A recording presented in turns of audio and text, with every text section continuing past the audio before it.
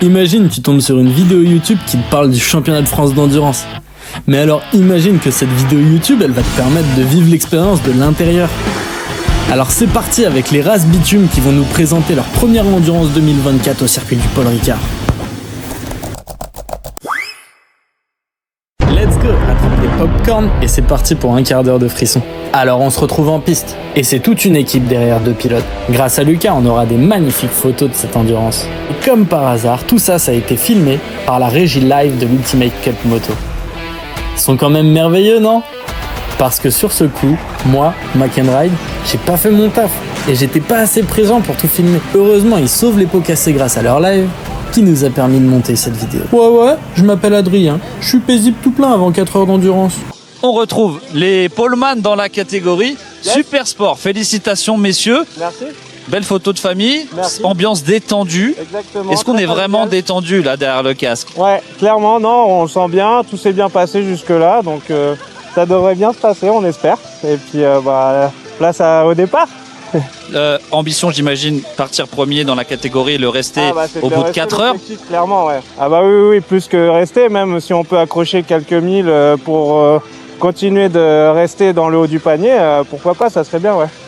L'objectif cette saison, on fait toutes les courses, on se concentre d'abord sur celle-là.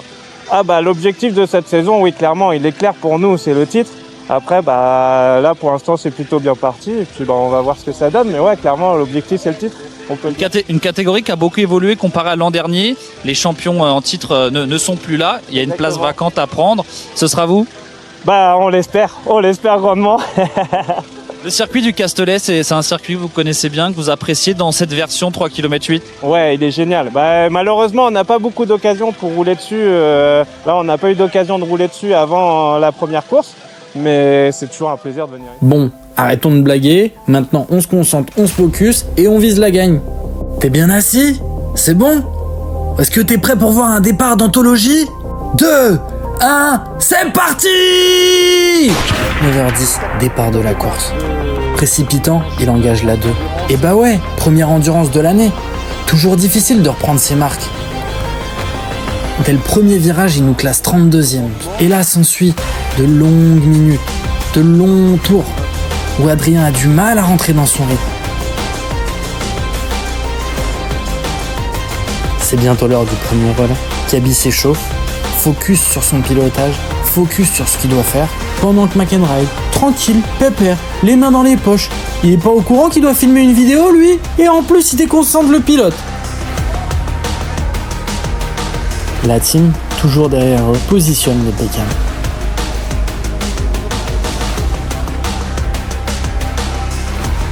Kaby, lui, prêt pour son relais.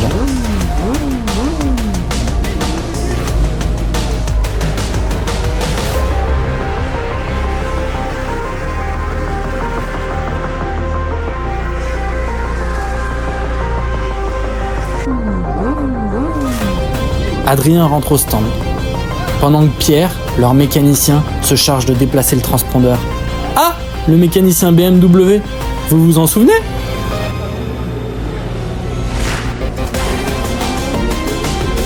« 4, 3, 2, 1, le temps est compté. Chaque seconde compte à ce moment-ci. Tu perds du temps sur la durée totale de l'endurance. Pit limiteur oblige, la bécane ne dépasse pas les 60 km/h dans la pit lane. Dès que la moto rentre au stand, les mécaniciens s'occupent de la bécane.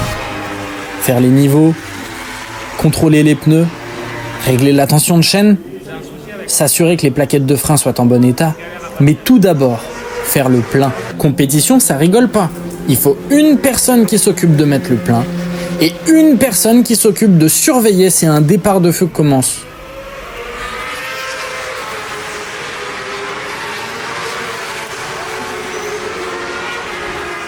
Tony, notre mécanicien référent pendant la course, s'occupe de débriefer tout ce premier relais, tout ce qui s'est passé, pourquoi il a eu du mal à se mettre dans le rythme et est-ce qu'il y a eu des problèmes sur la bécane.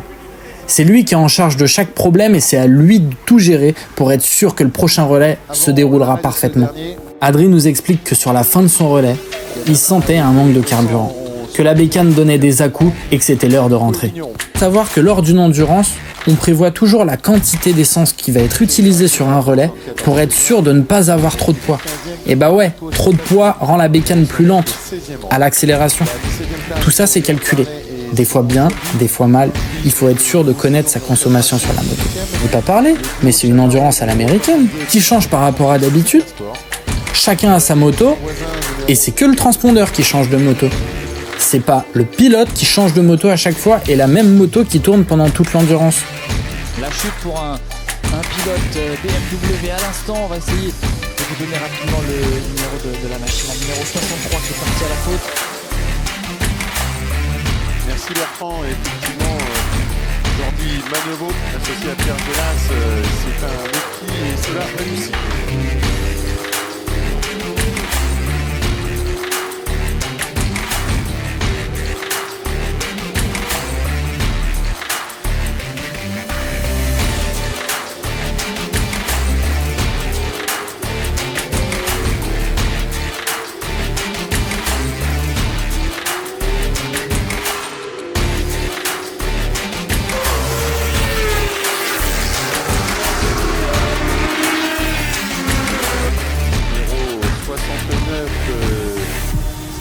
Dans la voie des stands pour la 69, changement de pilote, moto leader de la catégorie Super Sport.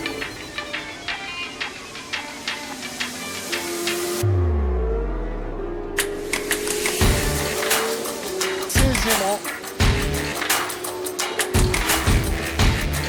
Ça rentre au 16e rang pour l'équipage numéro 16, Bac et Arnaud. Gabriel, Adrien vient de prendre la suite sur sa machine. Pour l'instant, tout se passe bien. Vous êtes leader de la catégorie Super Sport. Comment ça se passe sur la piste? Le départ a été un petit peu compliqué pour Adrien. On l'a vu se faire doubler par pas mal de motos. Il nous a expliqué tout à l'heure que voilà, tranquillement, il a repris le dessus, il a repris la tête de la catégorie. Maintenant, le but, c'est quoi? C'est d'aller gratter quelques places au scratch ou on va se contenter de garder la première place dans tous les cas de cette catégorie Super Sport? Au début, on s'était dit qu'on voulait gratter quelques places au scratch, mais au vu des conditions, et j'ai pas vu encore les chronos de devant, mais je pense que déjà la catégorie P1 en 600, c'est déjà pas mal. Et si jamais on peut gratter quelques places, un top 50% dans les top premiers, ça serait pas mal. Comment ça se passe entre vous avec l'équipe pour cette première manche de la saison? On sait que l'ouverture de la saison, il y a souvent des petits détails à régler. On essaie de découvrir certaines choses, que ce soit les motos, les pilotes, peut-être un team qui a changé pendant l'hiver. Là, le team, il y a beaucoup de choses à régler. Il y a beaucoup de petits détails à régler, mais au fur et à mesure, on va régler tous ces petits détails. C'est des problèmes qu'on a eu l'année dernière aussi en début d'année, et c'est toujours la course, la première course. Enfin, la première course, c'est toujours un peu le speed. Et là, au fur et à mesure de la saison, ça va aller de mieux en mieux. Les conditions sur la piste après 3 heures, là, c'est frais, c'est pas trop froid, comment on est, et la piste reste bien sèche, bien sûr, on a de la chance. Je trouve que la piste, ça va. J'avais un mauvais ressenti au premier relais parce que j'avais un problème d'amortisseur. Donc j'avais un peu de mal et tout, mais là, je pensais que c'était la piste, mais finalement c'était bien l'amortisseur. Là, la piste va très bien et tout se passe très bien pour nous pour l'instant. Merci à ce pilote Gabriel Queiroz Ferreira de nous accorder ces quelques mots à la descente de la moto, alors qu'on a un arrêt au stand de l'équipage numéro 79 qui est au 3e rang, et on va vous laisser sur les meilleurs moments de ces 3 premières heures. Stéphane Pena, la numéro 19. Et nous sommes à 54 minutes du drapeau à damier.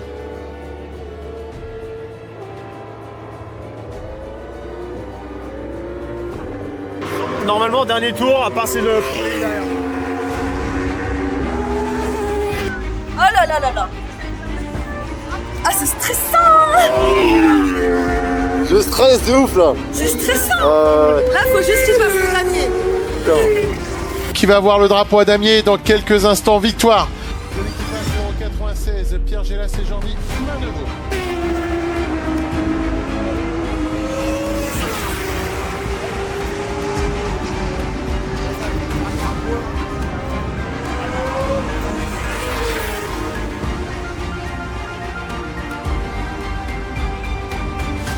Allez, on attend la 79.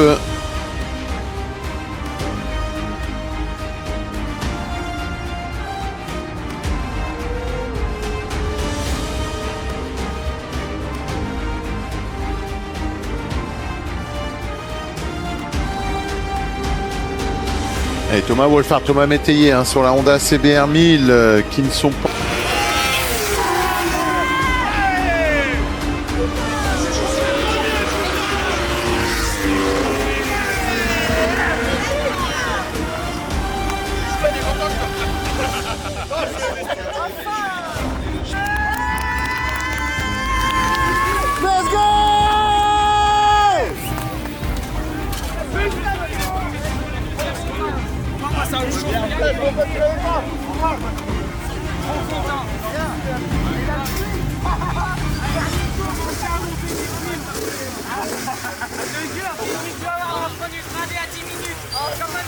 Tu vas l'avoir ton premier trophée. Et il pleut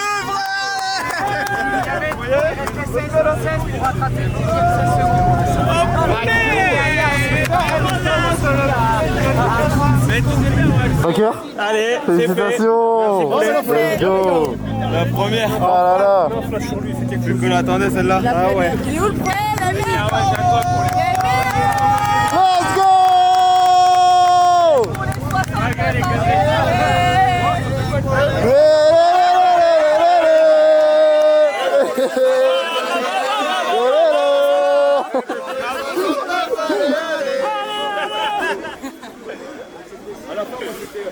Ça y est, tu respires, ça va mieux. Gabi, arrête de faire la star là. On a fait beaucoup d'erreurs. Beaucoup d'erreurs, bête. Disons qu'il y a des trucs qui pourraient être évités. Ouais, mais on est vraiment pas passé loin. Vous allez où les gars? Je t'ai pas dit félicitations à toi. Bravo, bravo. J'ai pas réussi à l'avoir. Cette relais, c'est pas mal. Son départ, j'ai eu peur. En tout cas, on a fait une belle course, putain, on s'est amusé. Ce gars-là, c'est Florent Gabard, qui parle avec les races bitume.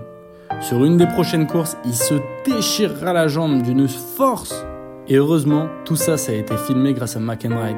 Mais bon, on est sur YouTube, donc on va être obligé de flouter. Donc abonne-toi bien pour être sûr de ne pas rater les prochains événements. Du coup, vous avez fait 7 relais, hein, vous avez eu un souci, non? Ouais, on a fait, je sais pas combien de relais.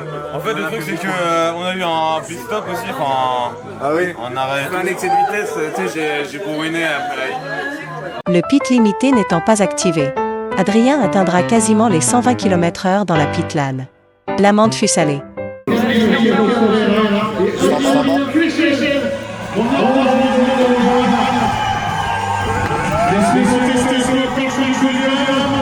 Messieurs, nous sommes dans le championnat de France, place à l'hymne française.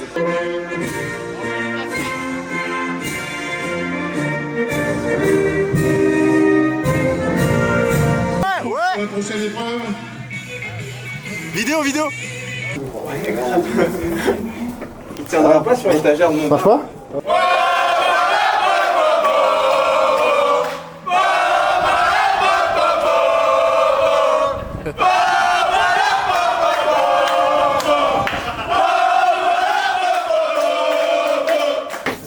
Allez, voilà. Je te le fais de derrière? Non. Voilà. Non.